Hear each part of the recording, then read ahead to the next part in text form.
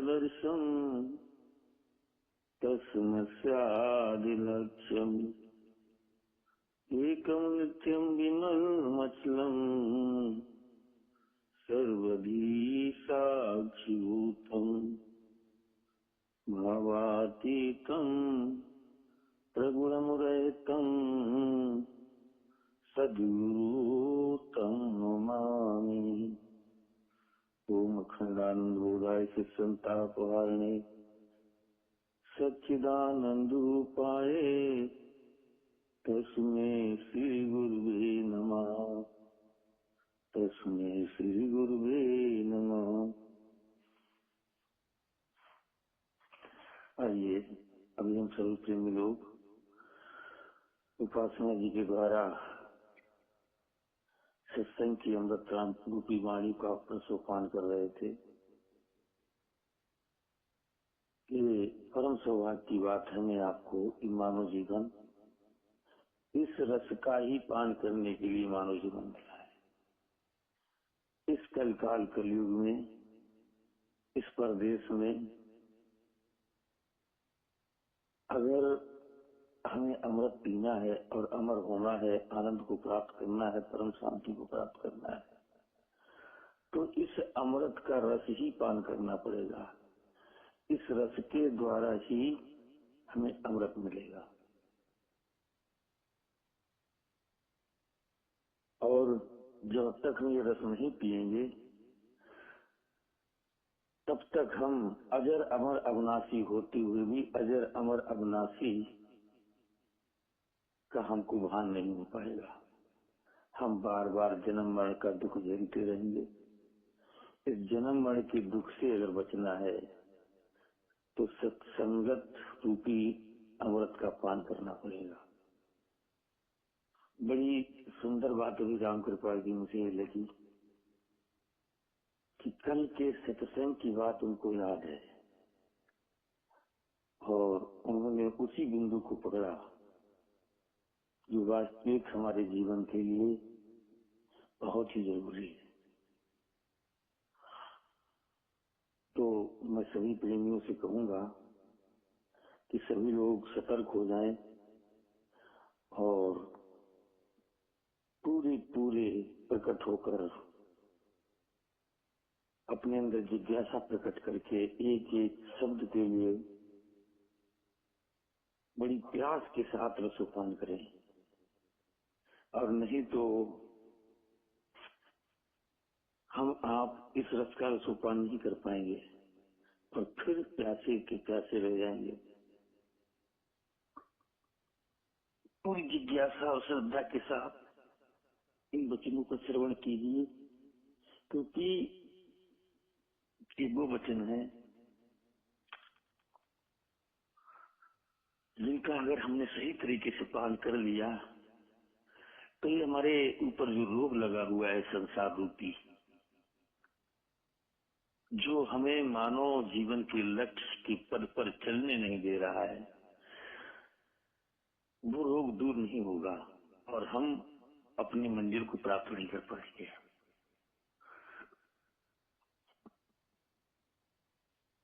तो बात चल रही थी, उसमें सबसे मुख्य बात थी संगत की। मैंने कल के सत्संग बताया था कि मैं तंत्र मंत्र का कार्य शुरुआत में गुरु जी के द्वारा सीखा था, तो जिसमें सिद्धि बताई जाती थी 21 दिन की, 41 दिन की। किसी देवता का हम मंत्र का जाप करते थे और उसका ध्यान करते थे, उसकी महिमा का ध्यान करते थे कि इस देवता की सिद्धि करेंगे तो ये देवता जब सिद्ध हो जाएगा तो ये काम करेगा, ये काम करेगा, इसका रूप ऐसा है, उसका काम ऐसा है। उसका एक मंत्र लेते थे और 21 दिन तक उसका पूजन करते, जाप करते, उसका ध्यान करते, उससे प्रेम की आशा करते, दूर लगाते, तो वो देवता हमको 21 दिन में सिद्ध हो जाता था। अगर 21 दिन में नहीं हो पाता तो 41 दिन करते और उसकी हमको सिद्धि प्राप्त हो जाती थी। ठीक यही बात है, आज हमको वो राज समझ में आ रहा है कि वो देवता सिद्ध, वो देवता हमारे द्वारा सिद्ध होता था और हमें लगता था कि देवता हमको सिद्ध हो गया है।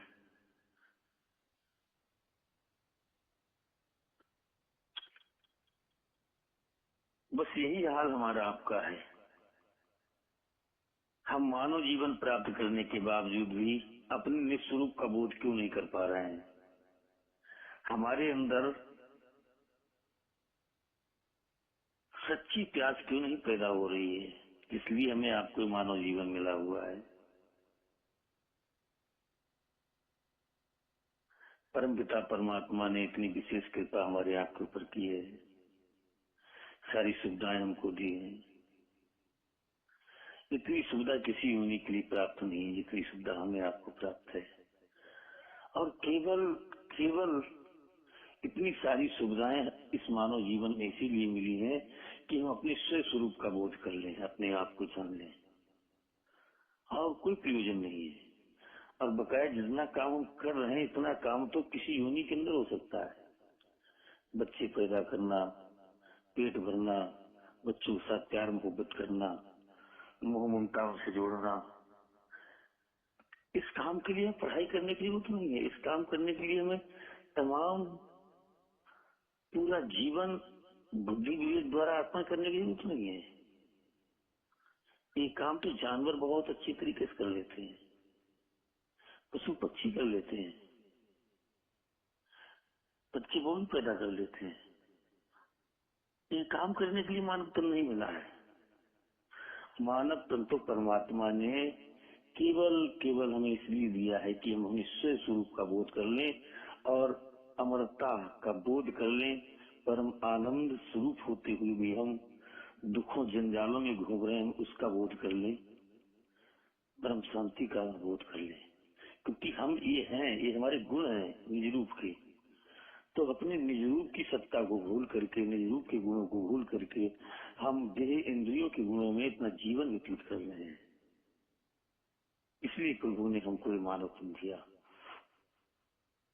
तो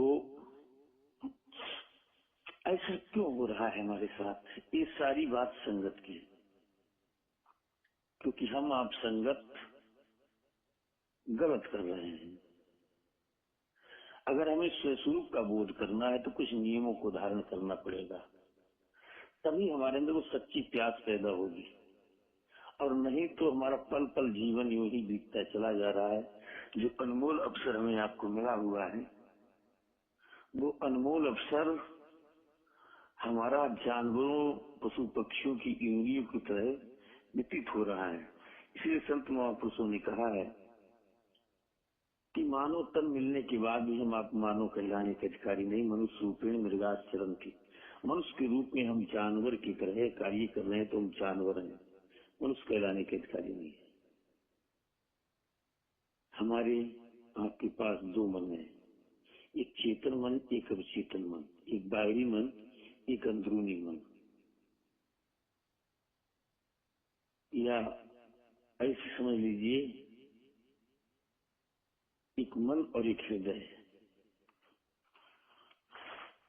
तो हमारा अवचेतन मन जो है, जो अंदर का मन है,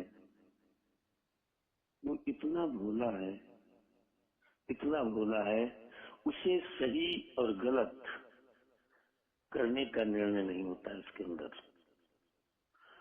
वो बाहर की संगत के जो भी बीज मिलते हैं और उसके पास जो जाते हैं,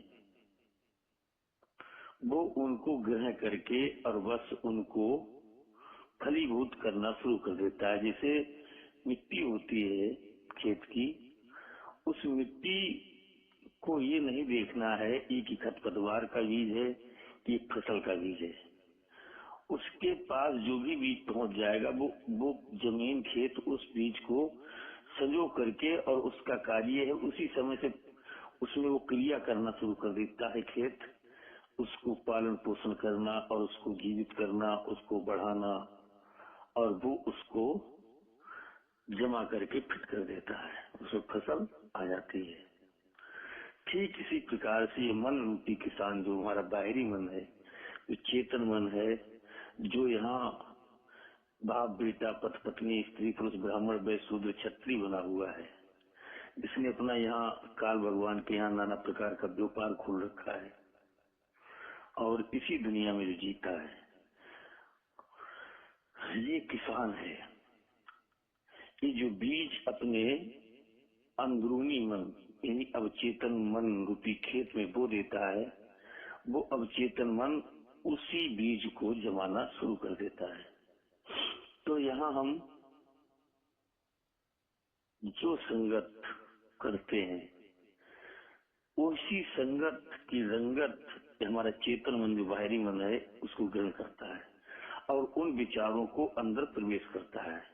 अंदर वाला मन जो है वो उन विचारों को इकट्ठा करके और वही रंगत अपने अंदर जमाना शुरू कर देता है और वही रास्ते हमारे बनना शुरू हो जाते हैं। बस जो चीज अंदर पहुंच गई और जिसके बीच जमना शुरू हो गए, समझो उसकी सिद्धि हमको प्राप्त हो गई, वो हमारा एक मार्ग बन जाता है। अब चाहे कुछ भी करो, तुम कुछ भी करो, दूसरे रास्ते पर चलने का कितना ही प्रयास करो, लेकिन आप चल नहीं पाओगे। आप उन्हीं रास्तों पर चलोगे जो तुमने अपने हृदय में विचार धारण कर रखे हैं। इसलिए आप सभी लोग, जितने प्रेमी लोग लगे हुए, अपने अंदर अनुभव करके देखें कि आप बुद्धि विवेक द्वारा खूब जानते हो कि गुरु भक्ति के द्वारा ही कल्याण है, सत्संग के द्वारा ही कल्याण है, साधन भजन करने के लिए हमको ये जीवन मिला हुआ है। लेकिन आपने जो अपने हृदय में बीज जमा कर रखे हैं, जो हृदय में विचार फिट हो गया है, वही रास्ते आपको मिलते जाएंगे और आप चाह करके भी आप उन कार्यों को नहीं कर पाते हो जिसलिए हमें मानव जीवन मिला है। आप उन्हीं कार्यों को करते हो जिनके बीज अपने अंदर संग जिस संगत की रंगत तुम्हारे हृदय के अंदर समाई है, आप वो ना चाहते हुए भी वो कार्य करोगे और उसके रास्ते आपको मिलते जाएंगे। आप सत्संग में अगर पहुंच भी जाओगे तब भी आप सत्संग के वचनों को धारण नहीं कर पाओगे। सुन भी लिए तो सुनते और जैसे ही हटे वो सब वहीं लौट करके चले आओगे। तुम्हारा हृदय जो तुम्हारे चेतन मन ने संगत की है, उसकी रंगत का सामान तुम्हारे हृदय में जमा है। हृदय रूपी पात्र तुम्हारा बाहरी संगत से भरा हुआ है, इसीलिए सत्संग रूपी बीज तुम्हारे अंदर जा नहीं पा रहे हैं। गुरु भक्ति की चाहत, गुरु भक्ति की लगन, गुरु भक्ति के बीज आपके हृदय रूपी खेत में बो नहीं पा रहे हैं, यही कारण है। इसलिए हम कितना भी प्रयास करें नहीं हो पा रहा है ये। और जिनके इस बाहरी मन ने गुरु भक्ति की संगत धारण कर ली है, जो गुरु भक्ति की संगत करता है, सत्संग की संगत करता है, जो नित्य साधन भजन सुमरन रूपी बीजों को अपने अंदरूनी मन में भेज देता है, तो उन प्रेमियों का नित्य प्रसाधन भजन होता है। 24 घंटे उनके अंदर उस भक्ति की हरियाली नजर आती है। अनुभव किया है मैंने और संत महापुरुषों ने बताया है। आप 21 दिन इस संसार में जिस मंडल की संगत करेंगे, 21 दिन उसके बीज तुम्हारे अवचेतन मन में बो जाएंगे।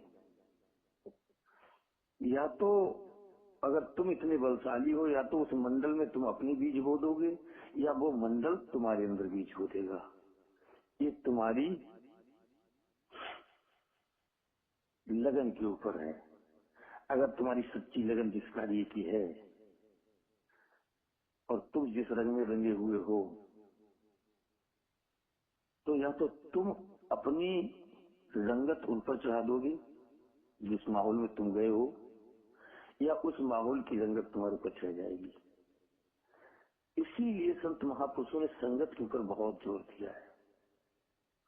अगर इस मानव जीवन के लक्ष्य को प्राप्त करना है तो प्रथम हमें आपको संगत संभालनी पड़ेगी, संगत के ऊपर विशेष ध्यान देना पड़ेगा। मजबूरी में आपको अगर कहीं दूसरी संगत में रहना पड़ रहा है तो आप ऐसे रहिए जैसे कमल का फूल जल में रहते हुए भी, कीचड़ में रहते हुए भी उस कीचड़ और जल से अलग रहता है। या तो आप चंदन की तरह रहिए, चाहे कितने ही सरफ लिपटे रहें, लेकिन उनका जहर चंदन के वृक्ष में नहीं आता है। ऐसे अगर आप रहेंगे तो आपके ऊपर संगत का असर नहीं आएगा, और नहीं तो आप 21 दिन में आप की आभा मंडल जो है उस रंगत में रंग जाएगी। और यही हमारे साथ हो रहा है। इसीलिए हम चाह करके भी, बुद्धि द्वारा विचार करके भी, हाँ ये सत्संगत हमको करनी चाहिए, गुरु भक्ति हमको करनी चाहिए, साधन भजन में नित्य पथ करना चाहिए, लेकिन जब हमारे अंदर बाहरी संगत हो जाती है तो उन्हीं बातों का हम मंथन करते रहते हैं और उन्हीं रास्तों पर चलते रहते हैं। उन कामों के लिए हमारे पास बहुत समय है और उन कामों के लिए हम रास्ते ना बनाते हुए भी उनके रास्ते बना लेते हैं और उन पर चले जाते हैं, और ये रास्ते हमारे बंद होते चले जाते हैं।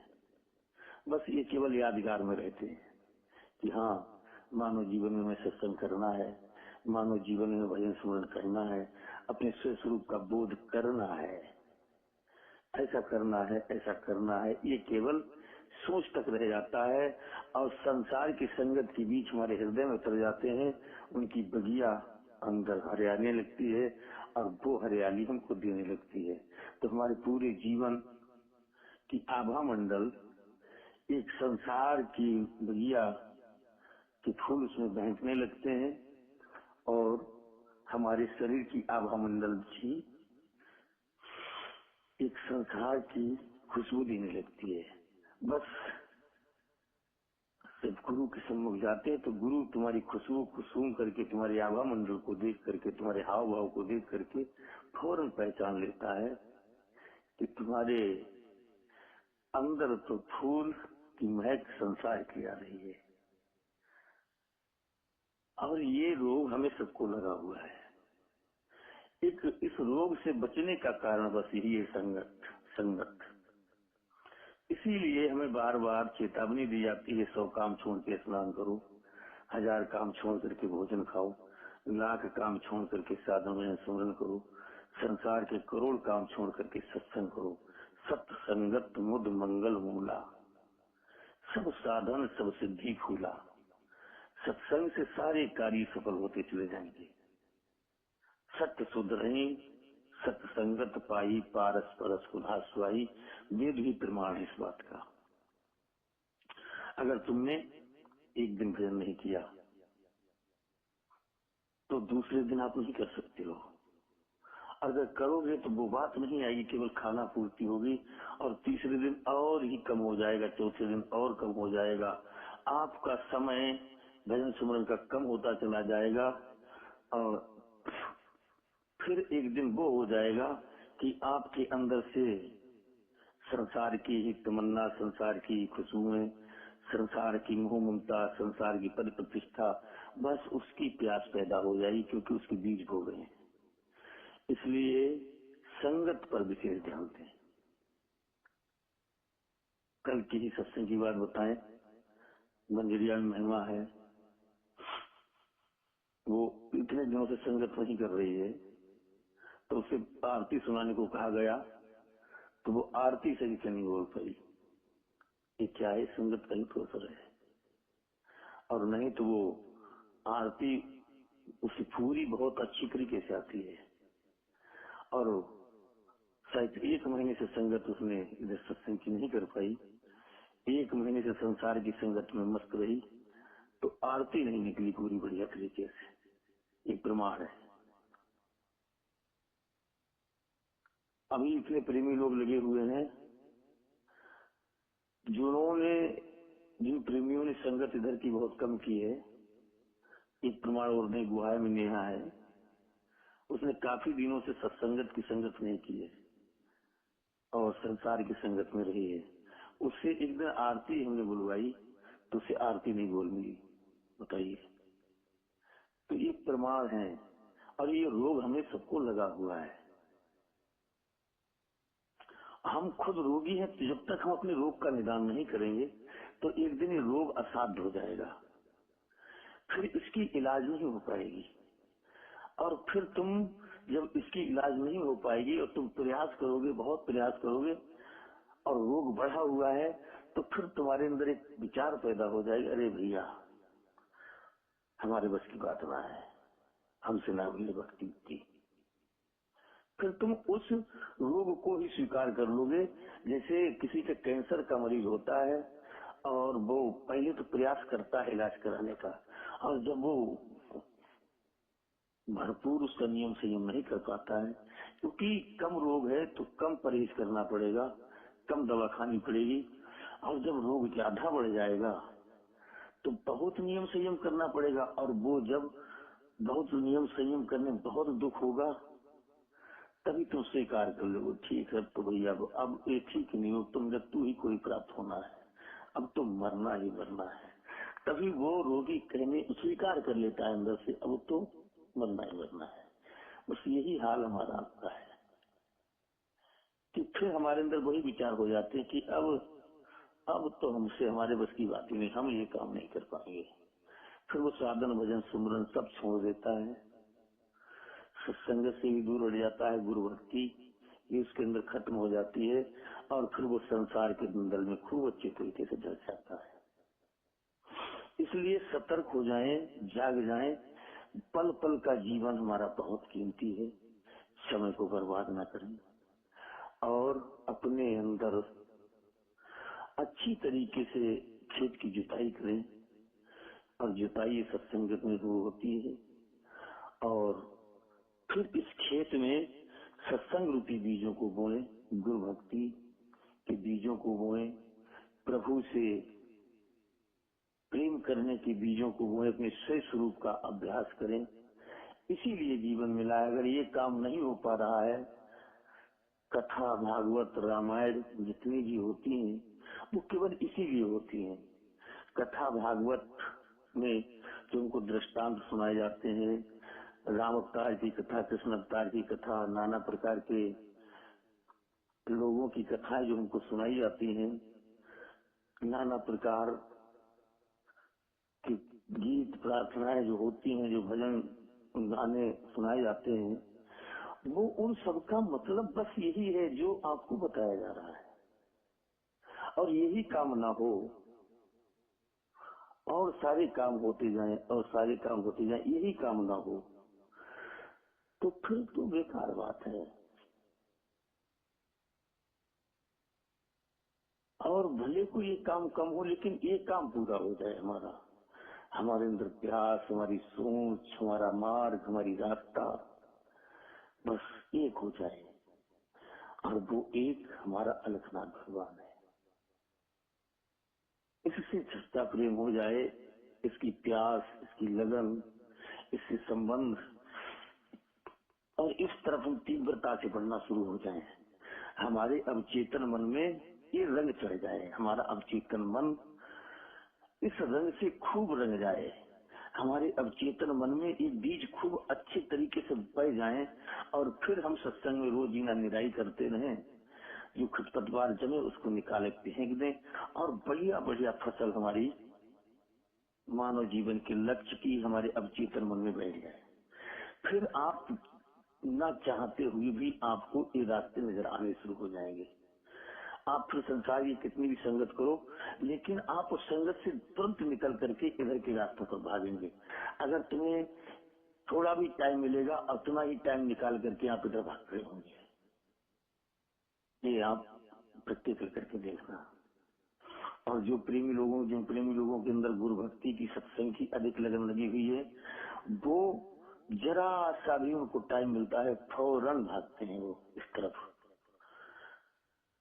शरीर से नहीं आ सकते हैं तो अपनी श्रद्धा, अपनी जिज्ञासा की स्रोत द्वारा फौरन यात्रा शुरू करना कर देते हैं उसी समय, अगर उन्हें थोड़ा भी टाइम मिलता है। लेकिन जो पूरी तरीके से संसार में दंगे हुए हैं वो बचना चाहते हैं, कहीं गुरु जी का फोन ना आ जाए, कहीं अगर गुरु जी का फोन आएगा तो विचार करते हैं गुरु जी का फोन आएगा तो बहाना क्या बनाएंगे। अच्छा फिर वो बहाना ढूंढती, कोई ना कोई काम ढूंढ लूंगी, फिर बहाना बनाए। अच्छा भजन करना है शाम को, तब उनका मन बहाना ढूंढता है, अच्छा बहाना क्या बनाए। अपने अंदर भी ये बहाना बनाना शुरू कर देते हो फिर तुम। हम सभी लोग फिर ये बाहर की जो प्रक्रिया है गुरु भक्ति की वो अंदर भी होना शुरू हो जाती है। अब भजन हम कैसे कर पाए बताओ, पेट में तो दर्द होता है, कैसे कर पाए भजन। अच्छा अब भजन पर जब बैठ भी गए तब मन कहता है अब तो बहुत देर हुई, 5 मिनट हो गए हैं, अब सब काम तुमने क्लियर, देखो नामो सुमरण कर लिया, इतने दिन ध्यान भी कर लिया, और 3-4 बार तुमने ओम की ध्वनि भी कर ली, अब उठो, अब फला फोन उठाओ, फला जगह बात करनी है। अच्छा जो लोग बाहर बैठे हैं उनसे बात करने हैं और उनसे वो ऐसा करना है वैसा करना है, उठो। वो मन तुम्हारा, क्योंकि अवचेतन मन के अंदर संसार की संगत के बीज बोए हुए हैं, इसलिए वो तुमको भजन भी नहीं करने देगा, वो वहां से ही उठा देगा तुम्हारे लिए, क्योंकि वो तुम्हारे अंदर ही अंदर फिर वो अंदर बहाने बनाना शुरू कर देगा। आपके रास्ते वही बनेंगे जिनके बीज, जिस संगत के बीज आपने अपने अंदर बो दिए हैं। और ये कैसे बोए गए, ये बाहरी मन इसने संगत की है उन लोगों की, आप अनुभव करके देख लो। हमें तुम किसी माहौल में भेज के देख लो, क्योंकि हमारे अंदर हमारा अवचेतन मन जो है प्रभु की भक्ति के रंग में रंगा हुआ है, अपने स्वरूप के बोध के रंग में रंगा हुआ है, अलखनाथ भगवान की रंगत में रंगा हुआ है। ये दीवाना है, मस्ताना है। तो तुम हमें जिस माहौल में भेजोगे तो वो माहौल इस रंग में रंग जाएगा। अगर हम कमजोर हो गए तो हमसे फिर ये मार्ग छूट जाएगा। अब हमें ने इतने दिन याद किया, याद तो रहेगा हमारे लिए, ये संगत, ये वेद शास्त्र, ये उदाहरण, ये सत्संग हमको याद तो रहेगा, लेकिन हमारा अंदरूनी मन जो है उस संगत में रंग जाएगा। अगर हमारा प्रभाव कम हुआ तो, हमारे ऊपर रंग कम लगा हुआ है तो उनकी रंगत 21 दिन में हमारे ऊपर सवार हो जाएगी, और 21 दिन में नहीं तो 41 दिन में जरूर हो जाएगी। इसलिए सभी प्रेमियों से कहना है कि काल भगवान का देश है, बड़े होशियार रहो, इस बात से जागते रहो, अपनी अंदर की सफाई करते रहो।